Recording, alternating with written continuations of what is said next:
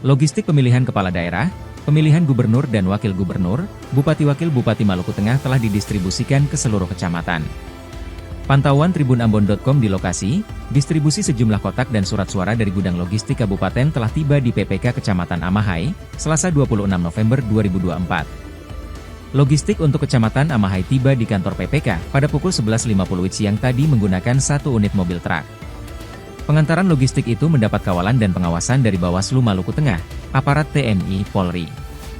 Desi, salah satu petugas Bawaslu mengatakan pendistribusian dibagi dalam 2 tahap untuk wilayah Kecamatan Amahai, yaitu untuk wilayah selatan dan utara Kecamatan Amahai, di mana tahap pertama didistribusikan ke 9 desa kelurahan.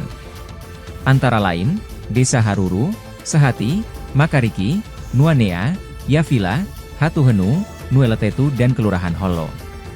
Sementara untuk tahap kedua akan dilakukan sore ini di pesisir selatan Amahai, mulai dari negeri Amahai hingga ke negeri Tamilo.